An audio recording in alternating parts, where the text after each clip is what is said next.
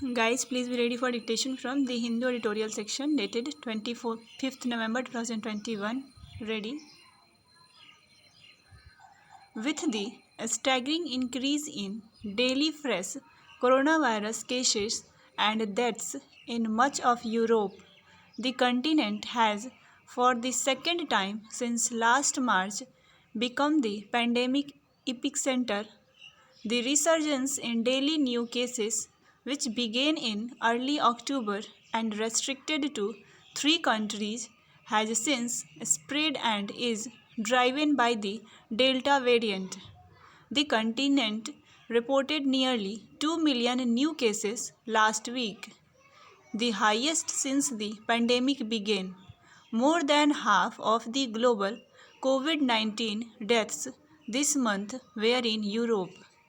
In Austria, the Netherlands, Germany, Denmark, and Norway, the daily cases are the highest since the pandemic began.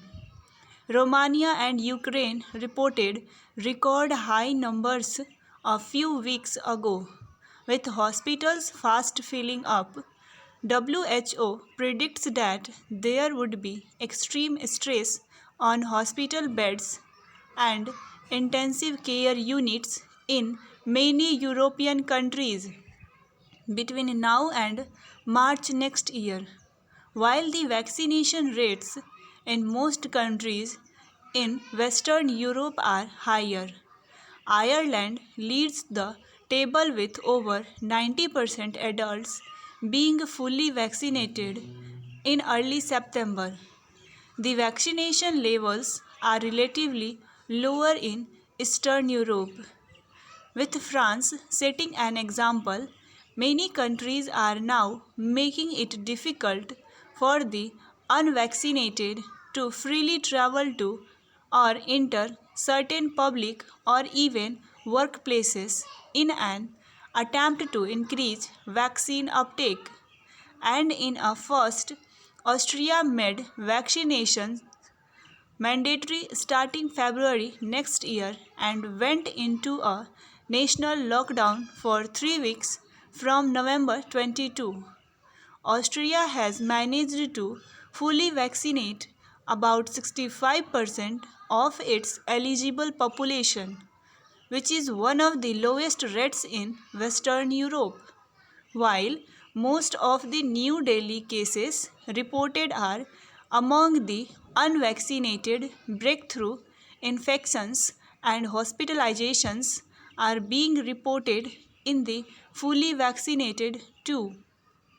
However, the deaths have predominantly been among the unvaccinated, even while WHO has called for a moratorium on booster doses till this year end.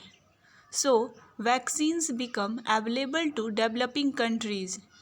Its Europe office has endorsed administering booster doses as a priority to the most vulnerable populations based on growing evidence of a decline in protection against infection and mild disease among the fully vaccinated. As evidence has shown, vaccines alone will be insufficient to break the transmission chain. Unfortunately, most Western countries focused primarily on increasing vaccination coverage while foregoing simple yet highly effective non pharmaceutical interventions such as universal mask wearing, physical distancing, and improved ventilations in confined spaces. A study which is yet to be peer reviewed predicts zero point 0.9 million more hospitalizations and zero point 0.3 million additional deaths in 19 European countries where people have been neither infected nor vaccinated. WHO predicts zero point 0.7 million more deaths by March 22 in Europe and Central Asia. Compliance with public health measures can indeed avoid needless infections and deaths. The recent Allahabad High Court verdict that a penetrative sexual assault on a 10-year-old boy by an offender did not amount to an aggravated form of the crime appears to be per incurium, that is, a ruling handed down without due regard to the law and facts. The offence that was proven in the trial and endorsed without demur by the High Court involved the child being made to perform an oral sexual act. The court agrees that it was a penetrative sexual assault as defined by the Protection of Children from Sexual Offences under bracket POXO Act, as the accused had put his member into the victim's mouth. However, it did not amount to aggravated penetrative sexual assault, a crime punishable with a minimum prison term of 10 years that can go up to life. Justice Anil Kumar Ojha has said. Instead, it was punishable under Section 4 of POCSO, which prescribes a minimum 7 years. Accordingly, he reduced the trial court sentence of 10 years in jail to 7 years. The High Court is palpably in error, as it failed to note that a sexual offense takes the character of an aggravated form of the same offense in certain circumstances under POCSO. The main circumstances involving aggravation given in Section 5 are where the offender is a police officer, a member of the armed forces, a public servant, or someone on the staff of a jail, remand home, hospital, educational or religious institution, or any place of custody or care and protection.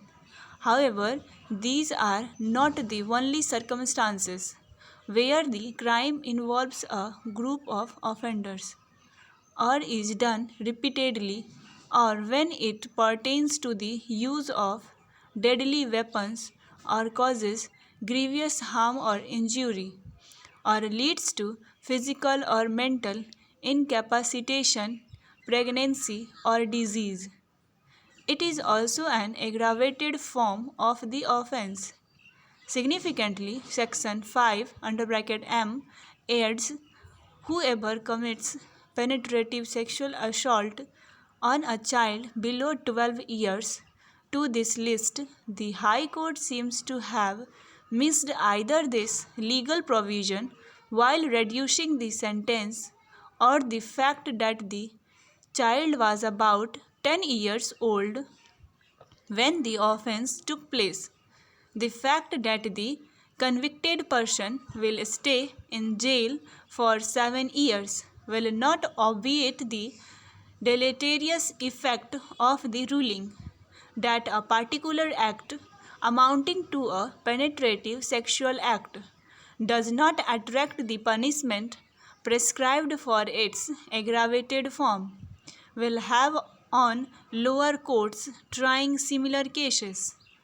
It is a matter of coincidence that this ruling came from the Allahabad High Court on the same day as the Supreme Court's judgment, underscoring the importance of not diluting the gravity of an offense against a child by ignoring the plain meaning of POCSO's provisions.